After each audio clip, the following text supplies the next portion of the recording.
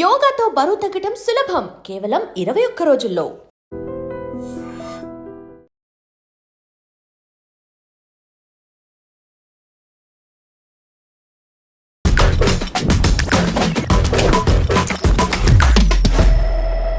Hi hello నమస్తే welcome back to our channel. నేను మీ Vaishu.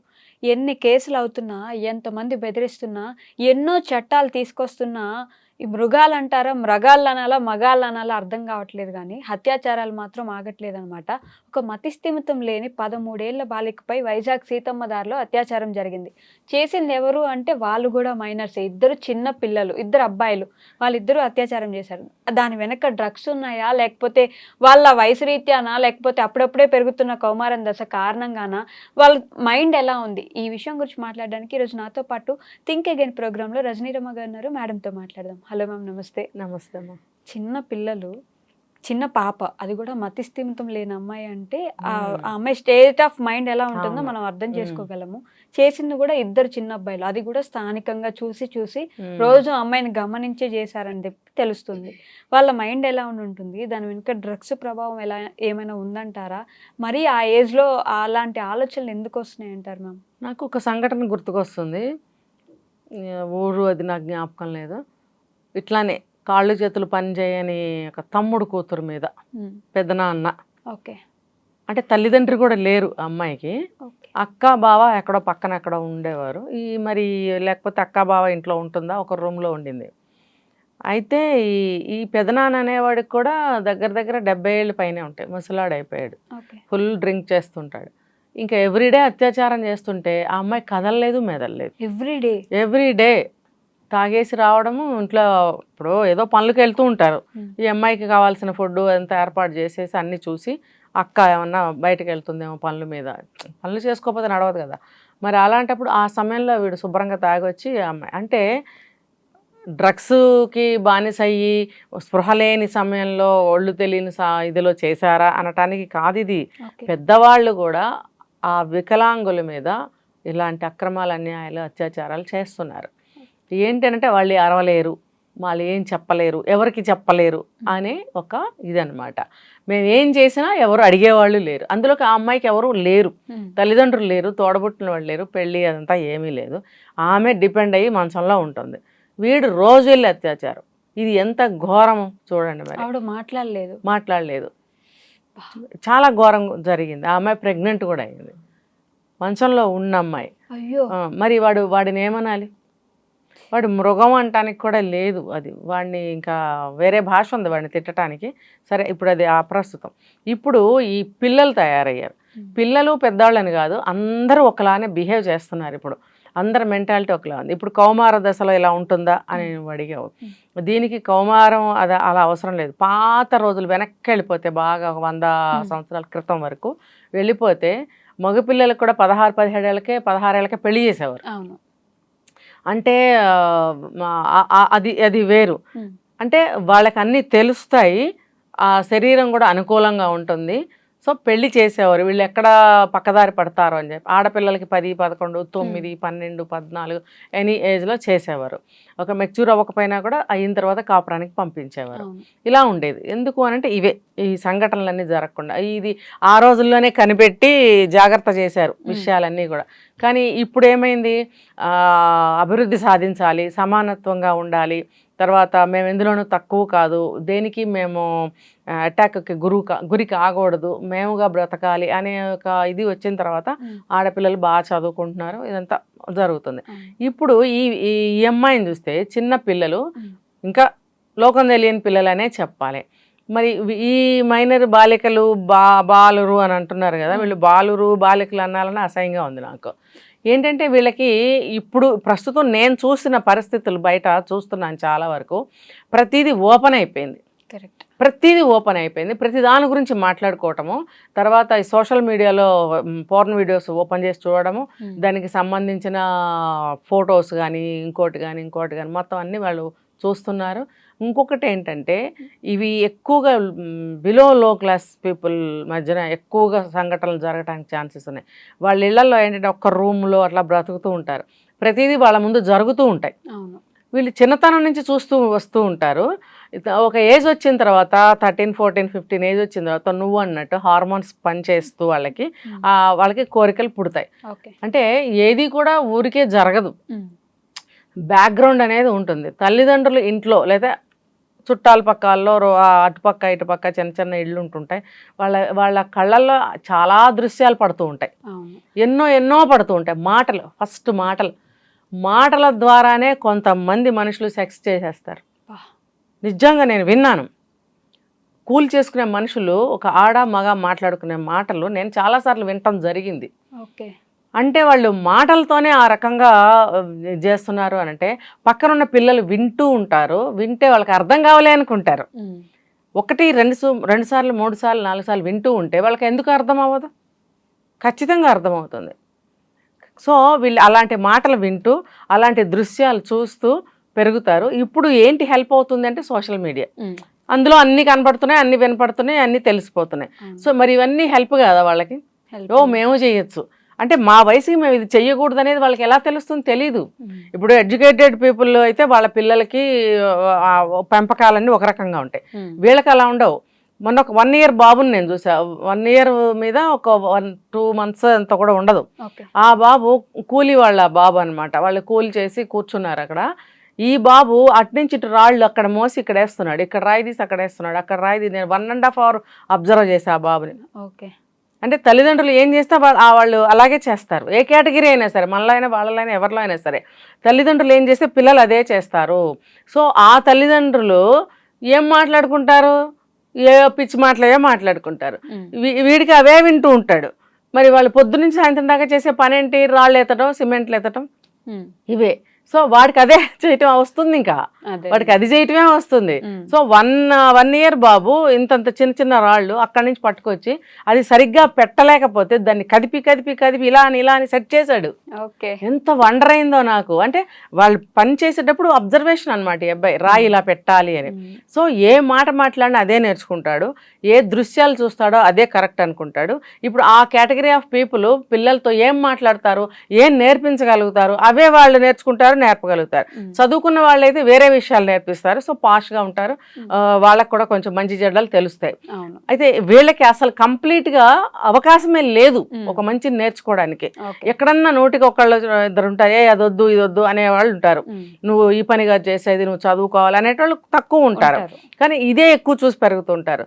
So ఒక ఏజ్ వచ్చిన తర్వాత వాడికి ఒక సాధనం కావాలి. ఇప్పుడు చూస్తున్నాడు ఇక్కడ చుట్టుపక్కల అమ్మా నాన్నలు కానీ చుట్టుపక్కల కానీ వేరే ఎక్కడైనా చూస్తూ ఉంటాడు.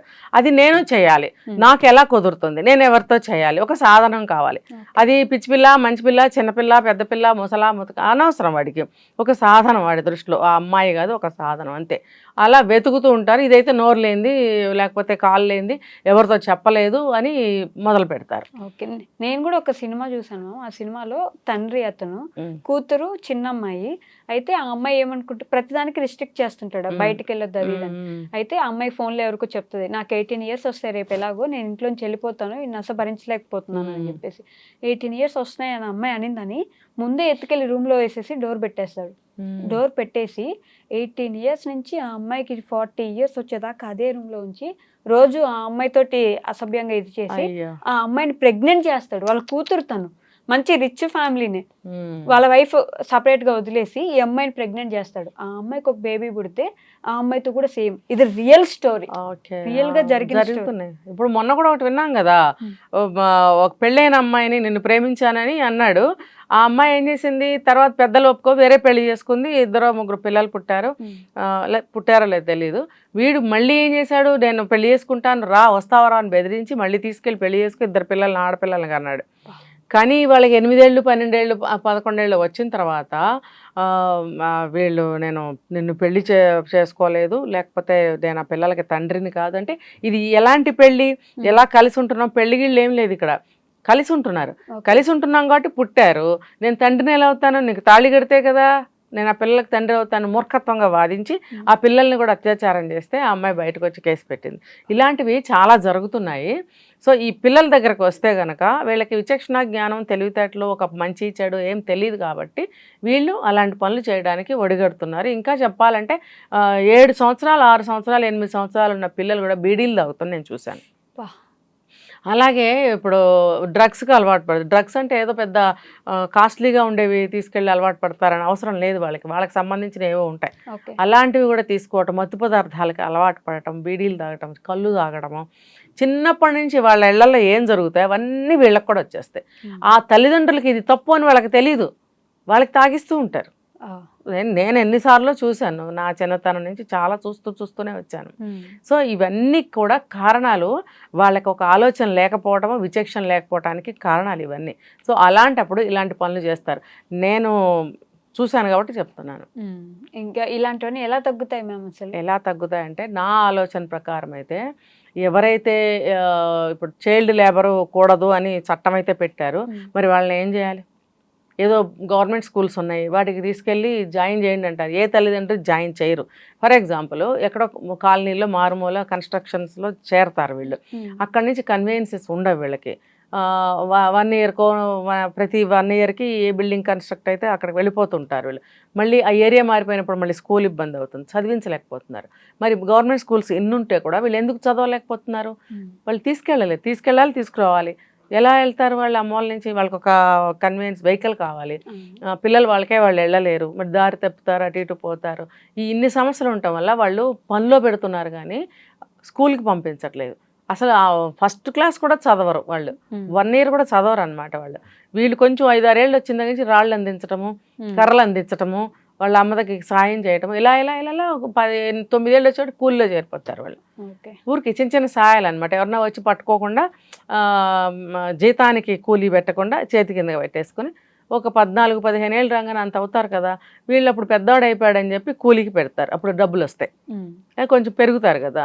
ఇంకా ఈ యజమానులు కూడా ఏం చేస్తున్నారంటే, చూసి చూడనట్టుగా ఒక కూలీ కావాలి కదా అని చెప్పి పెట్టేసుకుంటున్నారు. ఫ్యామిలీ ఇక్కడ ఉంటే మనకి అందరూ వచ్చి పని చేస్తారు అన్నట్టుగా జరుగుతున్నాయి, బాగా జరుగుతున్నాయి. ఇవన్నీ కళ్ళారా చూస్తున్నాం. సో వాళ్ళకి చదువులు ఉండవు. నేనేమంటానంటే, వీళ్ళ కోసం ప్రత్యేకంగా ఎక్కడెక్కడ ఉన్నారో సర్వే చేసి ఇలాంటి పిల్లలందరినీ తీసుకెళ్ళి కొంచెం హాస్టల్స్ అనేవి ఏర్పాటు చేసి అందులో పెట్టి బలవంతపు చదువులు చదివించాలని నేను చెప్తున్నా. ఇప్పుడు ఆర్ఫన్ స్కూల్స్ ఉన్నాయి, లేదా బాయ్స్ హాస్టల్స్ ఉన్నాయి, గర్ల్స్ హాస్టల్స్ ఉన్నాయి. అలా ఇష్టం ఉన్న వాళ్ళు తీసుకెళ్ళి జాయిన్ చేస్తున్నారు. అలా కాదు. ఇప్పుడు అనాథ పిల్లలుని ఎలా అయితే సేకరించి అనాథ శరణాలయాల్లో పెడుతున్నారో, అలాగే వీళ్ళను కూడా కూలినాలు చేసుకునే పిల్లల్ని, ఎవరైతే 5 సంవత్సరాల దగ్గర నుంచి ఉన్న పిల్లల్ని అందరినీ గ్యాదర్ చేసి బలవంతపు స్కూళ్ళల్లో వేసి చదివించాలి. అటువంటి చట్టం తీసుకురావాలి. ఓకే, అప్పుడే చైల్డ్ లేబర్ చట్టం తీసుకొచ్చారు కానీ ఇది ఎందుకు తీసుకురాలేదు?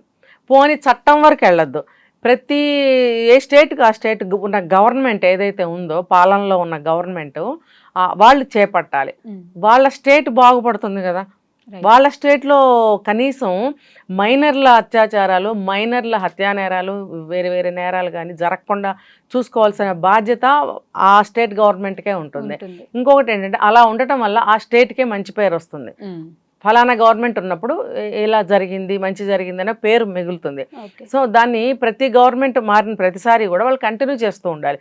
ఇది ఎందుకంటే రాష్ట్ర సంక్షేమం కోసం, ఇంకొకటి ఏమీ లేదు కదా. స్టేట్ బాగుపడుతుంది. సో ఇప్పుడు తమిళనాడుని తీసుకుంటే కనుక అక్కడ బెగ్గర్స్ ఉండరు, ఎక్కడా ఉండరు. కానీ ఎక్కడ పడితే అక్కడ డ్రైనేజ్ కాలువల మీద కానీ, రోడ్డు పక్కన కానీ, ఎక్కడ పడితే అక్కడ లేబర్ ఉంటారు. వాళ్ళకి ఎక్కడుంటే వాళ్ళు ఒక చిన్న గుడిసె వేసేసుకుంటారు. వాళ్ళకి జీవనోపాధి తమిళనాడు గవర్నమెంట్ ఎప్పుడు కంటిన్యూస్ ఎన్ని సంవత్సరాల నుంచి ఏ గవర్నమెంట్ వస్తే ఆ గవర్నమెంట్ కల్పిస్తూనే ఉంది వాళ్ళకి. ఏంటంటే ఏదో ఒక పని చేసుకుని బ్రతకాలి. పూల వ్యాపారమా, లేకపోతే ఇంకొకట కాయల వ్యాపారమా, పళ్ళ, కూరగాయలు, ఏదో ఒకటి అమ్ముకుని బ్రతుకుతారు. వాళ్ళు ఒక్కళ్ళు కూడా బెగ్గర్స్ ఉండరు. బట్ బెగ్గర్స్ ఉంటారు. వాళ్ళు ఎవరయ్యా అంటే తెలుగు వాళ్ళు. ఇక్కడి నుంచి మైగ్రేట్ అయ్యి వెళ్ళిపోయి అక్కడ తెలుగు వాళ్ళు మనల్ని అడుక్కుంటూ ఉంటారనమాట. తమిళియన్స్ ఎక్కడ కూడా ఉండరు, బెగ్గర్స్ ఉండరు, మన తెలుగు వాళ్ళే. వాళ్ళని పట్టుకుని నేను తిట్టి, ఈ స్టేట్ పరువు తీయకండి మీరు అని చెప్పి తిట్టిన సందర్భాలు కూడా ఉన్నాయి నాకు. ఆ స్టేట్లో ఒక్కళ్ళు కూడా బెగ్గర్స్ ఉండరు. ఇంకా వాళ్ళకి ₹1 పథకం కింద భోజనాలు కూడా ఆ గవర్నమెంట్ అరేంజ్ చేసింది. అవి తినేసి వస్తారు, ఆ డబ్బు అమ్ముకుంటారు. ఆ డబ్బులతో మళ్ళీ సరుకులు కొంటారు, ఆ పూలో కాయలో మళ్ళీ అమ్ముతారు. అలా వాళ్ళు సొంతంగా బ్రతుకుతున్నందుకు గాను జయలలిత గారు ఉన్నప్పుడు వాళ్ళకి టీవీలని, మిక్సీలని, గ్రైండర్లని, ఇలా చాలా వస్తువులు కూడా ఇంటికి సంబంధించినవన్నీ ఇచ్చారు కూడా. కరెక్ట్. కనీసం అక్కడ ఇంకొక బిజినెస్ ఉంది ఏంటో తెలుసా? పిండి రుబ్బుకుని, దోశ పిండి, ఇడ్లీ పిండి ప్యాక్ చేసి ఆ పిండి కూడా అమ్మే బిజినెస్ చాలా బాగుంది. ఇప్పుడు అక్కడ చూసే మన వాళ్ళు ఇప్పుడు మొదలు పెట్టారు. ఇది ఇందాక మనం లారెన్స్ గారిది మనం మాట్లాడుకున్నప్పుడు ఎలా అయితే కంపేర్ చేసామో ఇక్కడ కూడా ఆ కంపారిజనే నాకు కనిపించింది. ఏంటంటే వాళ్ళేమో 15 రూపాయలకి 20 రూపాయలకి కేజీ పిండి ప్యాకెట్ అమ్మితే దోశ పిండి, ఇక్కడ మన వాళ్ళు 60-70, అది కూడా కేజీ ఉంటుందా లేదా తెలీదు. ఇంత ప్యాకెట్ వచ్చేసి అది ఎన్ని దోశలు వస్తాయి, ఎన్ని ఇడ్లీలు వస్తాయి, టూ మచ్ అనమాట. ప్రతిదీ అలాగా వంకర చేసేస్తున్నారు విషయాన్ని. అలా చేయకూడదు. అసలు మీరు ఆ బిజినెస్ చేస్తున్నది దేనికి? ఎవరికైనా సహాయం కోసమే కదా. పాపం జాబ్కి వెళ్ళేవాళ్ళు, వాళ్ళకి ఇబ్బంది అవుతుందని మీరు అమ్ముతున్నప్పుడు ఆ పిండి రేట్ అంత ఉంటుందా అని మీరు ముందు అనుకోండి. అంత ఉండదు. తమిళనాడులో అయితే 10 రూపాయల దగ్గర నుంచి నాకు తెలుసు, మేబీ ఇప్పుడు 20 రూపాయలు ఉంటుందో 25 రూపాయలు ఉంటుందో కేజీ పిండి. ఇది కేజీ ఉందా నాకు తెలియదు. అలా వాళ్ళకి అలా ఆ బిజినెస్ చేసుకోవడం కోసం గ్రైండర్లు మిక్సీలు కూడా ఇచ్చారు వాళ్ళకి. టీవీ ఎందుకు ఇచ్చారు? లోకం తెలుసుకోండి, ఎలా బ్రతకాలో నేర్చుకోండి, రాజకీయాలు ఎలా ఉన్నాయో తెలుసుకోండి, బయట సివిల్ ప్రపంచంలో ఎలా ఉందో తెలుసుకోండి, నాలెడ్జబుల్గా బ్రతకండి, తెలివి తక్కువగా ఉండకండి, తెలివి పెంచుకోండి అని చెప్పి ఇలాంటి వస్తువులు వాళ్ళకి ఇవ్వటం వల్ల నిజంగా తమిళనాడులో చాలా బాగా ఉంటారు. మరి అలాంటివి ఏమన్నా ఇక్కడ ఉన్నాయా? లేవు. ఆ పథకాలు పెడుతున్నారు, కోట్లు ఖర్చులు అవుతూనే ఉన్నాయి, కానీ ఉపయోగకరంగా లేవు అని నేను అంటున్నా, అంతకుమించి ఏం కాదు. అలాగే ఇప్పుడు ఇది తీసుకుంటే కనుక ఈ లేబర్ని, వీళ్ళకి ఇలాంటి ఉపాధి పథకాలు ఇవన్నీ కూడా లేవు. ఇంకా ఈ పిల్లల్ని కనీసం ఈ పథకం కింద అయినా సరే బలవంతంగా తీసుకెళ్ళి కొన్ని హాస్టల్, ఏ ఏరియాకి ఒక హాస్టల్, ఆ ఏరియాకి ఒక హాస్టల్ అట్లా పెట్టినట్టయితే పిల్లలని అక్కడ పడేస్తే వెళ్ళి వారానికో 15 రోజులకో చూసుకుని వస్తారు, వీళ్ళ కూలి వీళ్ళు చేసుకుంటూ ఉంటారు. అట్లా ఫ్రీ హాస్టల్స్ అనేవి వాళ్ళకి పెడితే ఇలాంటి నేరాలు ఆగుతాయి, తగ్గటం కాదు, ఆగుతాయి. వాళ్ళు బయటకు వచ్చి ఎక్కడికి వచ్చి ఏం చేస్తారు? చేయరు. ఉన్నాయి కదా అంటే ఉండటం కాదు, ఇలా ప్రత్యేకంగా ఊళ్ళ నుంచి మైగ్రేట్ అయ్యి ఒరిస్సా వాళ్ళు, బీహార్ వాళ్ళు, ఆంధ్ర వాళ్ళు ఎంతమంది వచ్చి ఇక్కడ కూలి చేసుకుంటున్నప్పుడు వాళ్ళకి ఒక దిక్కుమొక్కు టికాణా ఏం లేదు ఇక్కడ. వాళ్ళతో పాటు ఇలా పిచ్చిగా పెరుగుతున్నారు, ఇలాంటివి జరుగుతున్నాయి. కాబట్టి ఇలాంటి పిల్లలందరినీ ఆ ఏరియా అని చెప్తున్నాను నేను, అక్కడ హాస్టల్లో పడేస్తే వీళ్ళు కాంట్రాక్ట్ అయ్యే వరకు అక్కడ చదివించుకుంటారు, ఆ హాస్టల్లో ఉంటారు, ఒక మంచి విద్యని బుద్ధిని పొందగలుగుతారు. ఇంకో ఏరియాకి వెళ్ళిపోయినప్పుడు ఆ ఏరియాలో కూడా ఒక హాస్టల్ ఉన్నట్టయితే మళ్ళీ పిల్లల్ని అక్కడ పెడతారు. కొద్దో గొప్ప 10th వరకు అయినా చదువుకోగలిగితే వాళ్ళకి విచక్షణ అనేది పనిచేస్తుంది. Okay ma'am, thank you. నిజంగా ప్రస్తుతం ఉన్నటువంటి సమాజం దేనికి ప్రయారిటీ ఇస్తుంది? ఆర్థిక సంబంధాల చుట్టూ మాత్రమే తిరుగుతుంది. మళ్ళీ ఎన్నికలంగానే చాలా విరక్తి కలుగుతుంది. మంచి అనిపిస్తుంది కదా, లేడీస్ కూడా ఛాలెంజింగ్ జాబ్స్ చేసినప్పుడు చాలా బాగుంటది. ఫుడ్ డెలివరీ ఇవ్వటానికి వెళ్ళినటువంటి డెలివరీ బాయ్ అనిల్ పై కళ్ళ ముందు